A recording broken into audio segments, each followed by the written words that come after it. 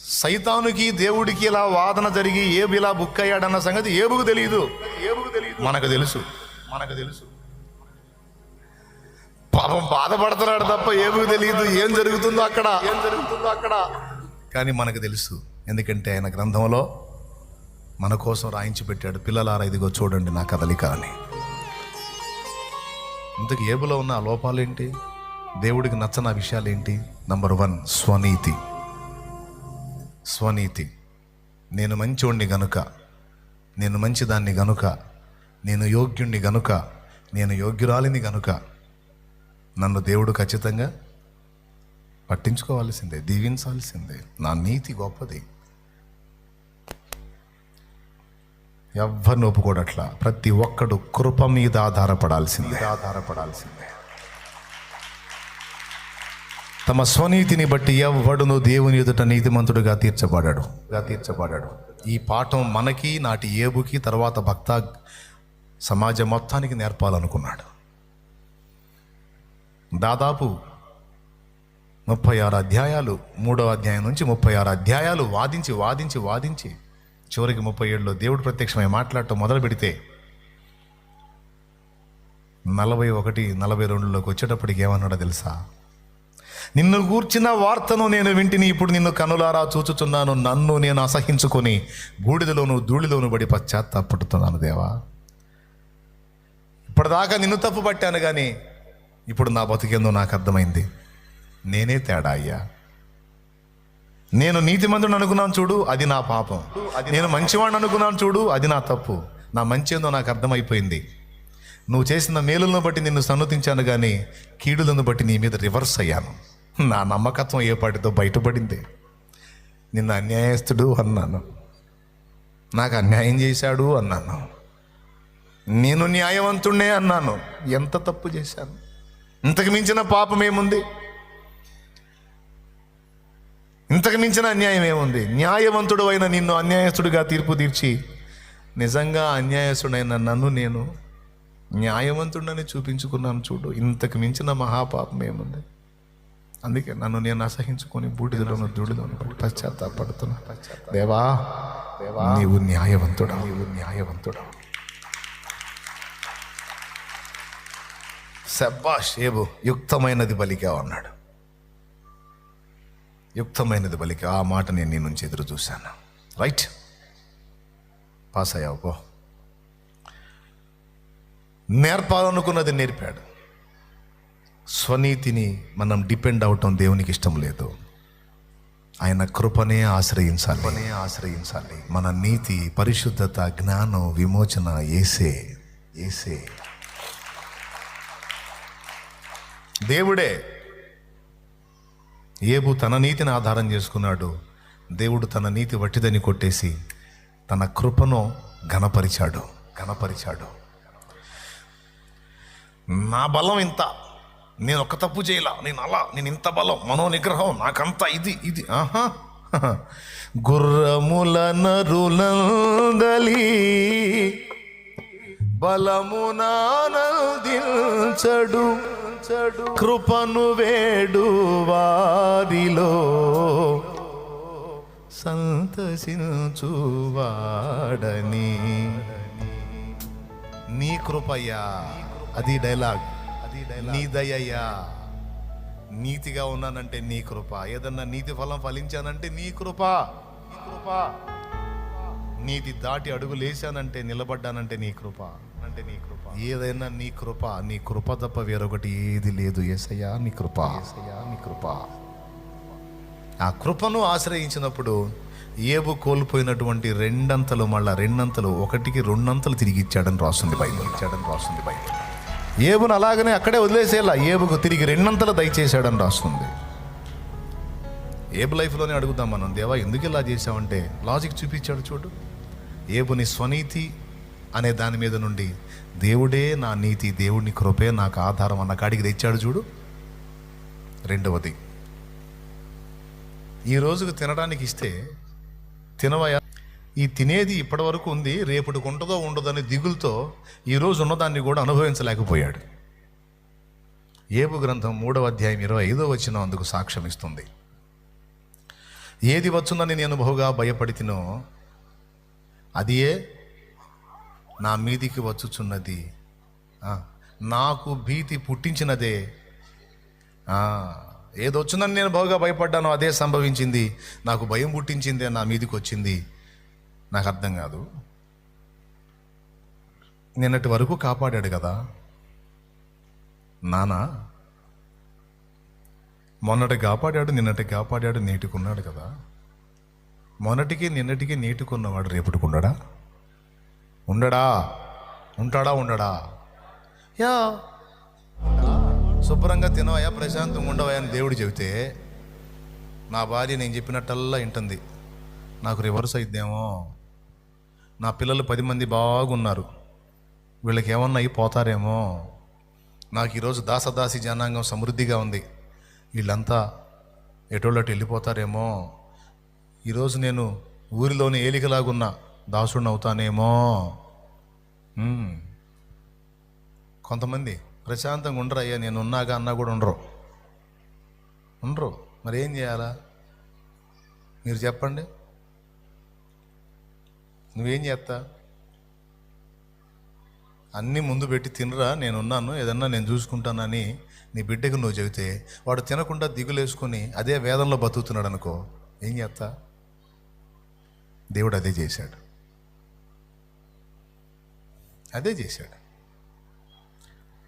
నిన్నటికి నా మీద ఆనుకున్నావు, నేటికి ఆనుకున్నావు, రేపటికి కూడా ఉన్నాను. నా మీద ఆనుకో.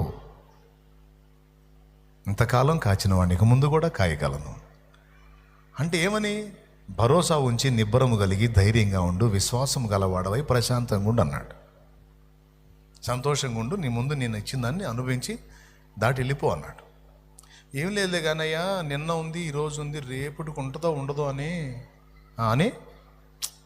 ఏమైద్దో అని. ఓరి పిచ్చోడా, రేపటి సంగతి ఎందుకు ఆలోచిస్తున్నావు? ఈ రోజుకు ఉంది కదా తిను. కాదు ప్రభా, ఉందిలే కానీ ఇదంతా రేపటికి ఉంటుందో ఉండదో అని. అట్లయితే నీకు డోసు ఇవ్వాల్సిందే అని ఇచ్చాడు అన్నమాట.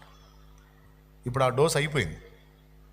ఏవేవనుకున్నాడు అవన్నీ మీదకు వచ్చేటట్టు అనుమతించాడు. ఇక మళ్ళీ రెండోసారి అనుకుంటాడు. అట్లా చూపించాడు.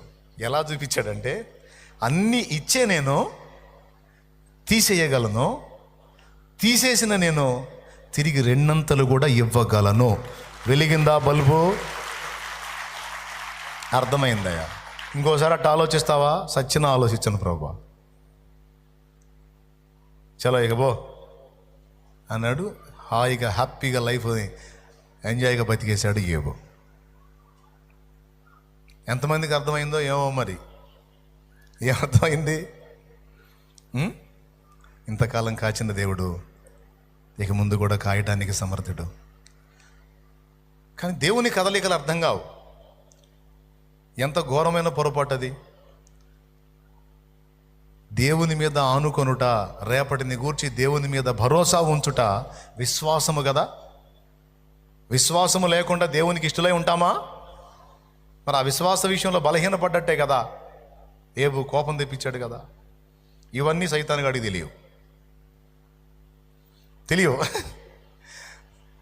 సైతానుగాడు దేవుని ముందుకు వచ్చినప్పుడు నా సేవకుడని ఏబు ఎంత నీతిమంతుడో తెలుసా? న్యాయవంతుడు, యథార్థవంతుడు, భయభక్తులు కలిగినోడు, చెడుతనం వదిలేసినోడు అని సైతానుకు మళ్ళా సంధిలే. సైతాన్ ముందు వాళ్ళ అబ్బాయి పెద్ద మనిషి అని చెప్పాడు. ఎవరబ్బాయి? ఏబు. మా ఆవిడ పెద్ద మనిషి అని చెప్పాడు. ఇక్కడే కాదు, జకర్యా గ్రంథం 3లో కూడా ప్రధాన యాజకుడైన యెహోషువ మలిన వస్త్రాలు కలిగి దేవుని సమ్ముఖంలో నిలిచినప్పుడు అక్కడ కూడా అంతే. అపవాది ఫిర్యాది అయి ఇతడు ఎలా ఉన్నాడో చూడని ప్రధాన యాజకుడైన యెహోషువ వైపు చూపిస్తే ఆయన ఏమన్నాడు తెలుసా? ఏమైంది? అగ్నిలో నుండి తీసిన కొరవ వలె ఉన్నాడు, మావాడు నిప్పయ్యా అంటున్నాడు. ఇక వాడు వెళ్ళిపోయాడు. ఆ తర్వాత వాని మలిన వస్త్రాలు తీసి శుభ్రం చేయండి అంటాడు. ఒక తండ్రి పిల్లల ఎడల ఎలా ప్రేమిస్తాడో, కరుణ చూపుతాడో అట్లా చూపుతాడు. ఒక తండ్రి బిడ్డను ఎట్ట కప్పేసుకుంటాడో, దాచేసుకుంటాడో, రెక్కచాటును మరుగు చేసుకుని వాని పక్షం వహించి వాదిస్తాడో, వీడు అవతలోని దాన్ని వస్తాడు, వచ్చి ఇంట్లో తండ్రి చాటుకు వచ్చి గడగలాడతాడు. ఏమైందిరా అంటాడు. వాడు నన్ను తిడితే కొట్టాను నాన్న. వాళ్ళ నాన్న పరిగెత్తుకుంటూ వస్తున్నాడు, వాళ్ళ అమ్మ పరిగెత్తుకుంటా, పిల్లల గొడవలి, వాళ్ళు పరిగెత్తుకుంటా సుబారా ఏడే మేము ఏడే ఏంది అట్ట పెంచుతున్నా ఏది ఏమైంది చూడు, వాడిని ఎట్ట కొట్టాడో చూడు. కొట్టాడా? ఎరా కొట్టావా? వాడు ఏడుస్తా ఉంటాడు. ఊరకెందుకు కొడతాడు? తిట్టాడంట. నువ్వు ఎట్ట పెంచుతున్నావు? బూతులు తిట్టడం ఏంది మరి? కోపరాదా? ఎవడైనా కొట్టడా? వీడిని చాటేసుకొని వాడితో వాదించి వాడిని పంపిస్తాడు.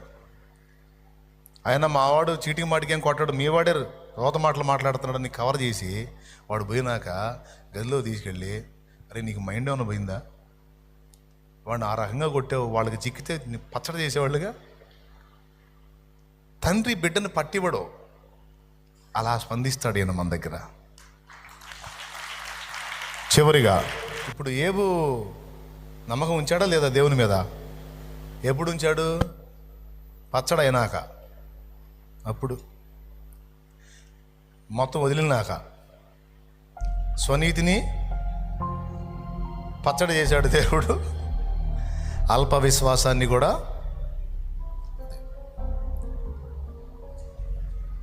తోమా ఇదిగో చూడు, ఇదిగో చూడు, ఇదిగో చూడు, నీ వేళ్ళుంచు.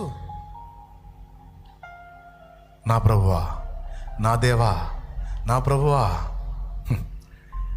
నమ్ముతున్నావా? అవిశ్వాసివి కాక విశ్వాసివై ఉండు. ఏమన్నా నువ్వు చూసి నమ్ముతున్నావు, చూడక నమ్మిన వారు మరి ధన్యులు. Praise the Lord. ఇంత నిర్మించిన వాడు, ఆ మహామేధావి నిన్ను నడిపిస్తున్నాడని నువ్వు ఎందుకు నమ్మవు? నీ జీవితంలో జరుగుతున్న కార్యాలన్నిటి వెనక ఆయన ఇన్వాల్వ్మెంట్ ఉందని నువ్వు ఎందుకు గ్రహించవు? నీ ప్రాకారాలు నిత్యమూ నా ఎదుట ఉన్నాయంటే ప్రతిరోజు నిన్ను గమనిస్తున్నానని ఆయన చెప్తున్నాడన్న సంగతి నువ్వు ఎందుకు గ్రహించవు? ఇది నీకు అర్థమైతే వేదనకి తావెక్కడా, దుఃఖానికి తావెక్కడా, కలతకి కృంగుబాటుకు తావెక్కడా? నేను వెళ్ళే మార్గము అనుకుంటా సాగిపోవు. లే పైకి లే, ఈ పూటకు చాలు. కడలేని కడలి తీరము ఎడమాయ కడకు నా బ్రతుకునా. కడలేని కడలి తీరము ఎడమాయ కడకు నా బ్రతుకునా. గురిలేని తరుణాన వేరువగా నాదరిని నిలిచేవనా ప్రభు. గురిలేని తరుణాన వేరువగా నాదరిని నిలిచేవనా ప్రభు. నేను వెళ్ళే మార్గము నా యేసుకే. నేను వెళ్ళే మార్గము నా యేసుకే. ఒకటే ఏంద్రా నీ జీవితం ఎలా అయిపోయింది? నువ్వు అనాలి మా నాన్న తెలివైనోడు. ఏందమ్మా నీ జీవితం ఎలా అయిపోయింది? నువ్వు చెప్పాలి మా నాన్న తెలివైనోడు. అరే నీ సంగతి అడుగుతుంటే మా నాన్న తెలివైనోడు అంటావు, పిచ్చిదానా. నీ బతుకు ఎట్లా అయిపోయింది ఏంటంటే మా నాన్న తెలివైనోడు అంటావు. ఏంటది? మా నాన్న తెలివైనోడు, ఆయన నన్ను నడిపిస్తున్నాడు. నా జీవితంలో మీకు అర్థం కానివి, నాకు అర్థం కానివన్నీ ఆయనకి స్పష్టంగా అర్థమవుతున్నాయి. ఆయన నన్ను నడిపిస్తున్నాడు. నేను ఆయన చేతుల్లో ఉన్నాను. నా విషయంలో ఆయన శ్రద్ధ కలిగి ఉన్నాడు, పట్టింపు కలిగి ఉన్నాడు, నన్ను నిరంతరం గమనిస్తున్నాడు. ఇప్పుడు సంగతి చూడొద్దు, నా భవిష్యత్తు నీకు తెలియదుగా, నాకు తెలుసు. జలములలో బడినే వెళ్ళిన అవి నా మీద పారవు. జలములలో బడినే వెళ్ళిన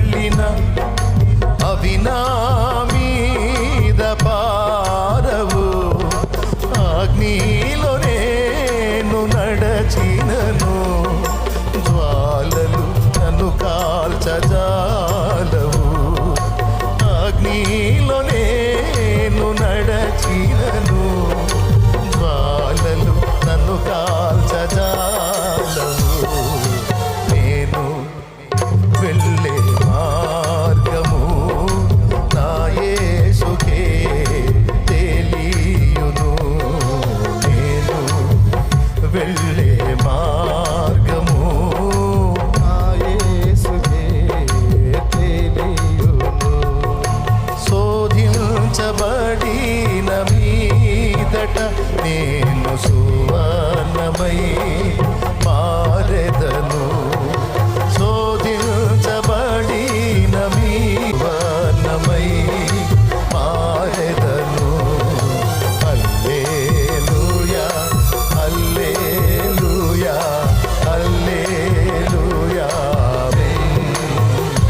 ఆమేన్. హల్లెలూయా హల్లెలూయా హల్లెలూయా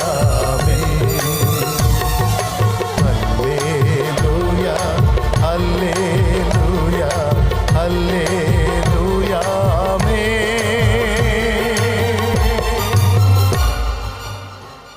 ఎంతమంది నెమ్మదిగా ఉన్నారు? ఎంతమంది నెమ్మదిగా ఉన్నారు? ఎంతమంది ధైర్యంగా ఉన్నారు? నిన్నటికున్నవాడు నేటికి లేడా? నేటికున్నవాడు రేపటికి లేడా? ఉన్నాడా? పిచ్చి పనులు చేసేవాడా? మేధావా? ఏమాత్రమో మన కొలతలో కొలవాలంటే అనంత జ్ఞాన సంపన్నుడు, అమిత గుణ సంపన్నుడు, నీతి న్యాయములను చెరపనివాడు, తన సమస్త చర్యలలో న్యాయాన్ని చూపించగలవాడు. అన్యాయం చేసినట్టు నీకు అనిపించిన అందులో సైతం నీకు అర్థం కాని గొప్ప న్యాయాన్ని నీకు చూపించి తానేంటో రుజువు చేసుకున్న దమ్మున్నవాడు నా దేవుడు, నీ దేవుడు, మన దేవుడు. అన్నిటికీ మించి తన చేతులతో నిన్ను నియమించుకొని నిన్ను సృష్టించుకొని తన ఊపిరులు నీలో ఊదిన నీ నాన్న, నీ ఉచ్ఛ్వాస నిశ్వాసాలు శ్వాసలు అది ఎక్కడి నుంచి వచ్చిందో తెలుసా? ఆయన ఊపిరే నీకు ఊదాడు. మన ఆత్మలన్నిటికీ తండ్రి అని లేఖనం చెప్తుంది. మన ఆత్మలకు తండ్రి ఆయన ఊదిన ఊపిరే కదా నువ్వు నేను. ఎందుకు గుర్తించవు? ఎందుకు ధైర్యపడతావు? ఆయన సెలవు లేక ఏదైనా జరుగుద్దా? వ్యాధులైనా, బాధలైనా, కరువులైనా, కష్టమైన, నిందలైనా, అవమానాలైనా, లేమైనా, కొరతైనా, ప్రయత్నాల్లో విఫలతైనా, సఫలతైనా, తండ్రి సెలవు లేకుండా ఏదైనా నీ మీదికి రాగలిగిద్దా? వచ్చి నిలవగలిగిద్దా?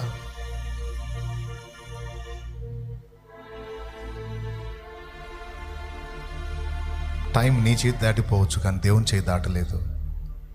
తన చేతుల్లో సమస్తం పెట్టుకొని ఉన్నవాడు ఆయన. ప్రాణం కంటే ఎక్కువగా నిన్ను ప్రేమించేవాడు ఆయన. నమ్ము.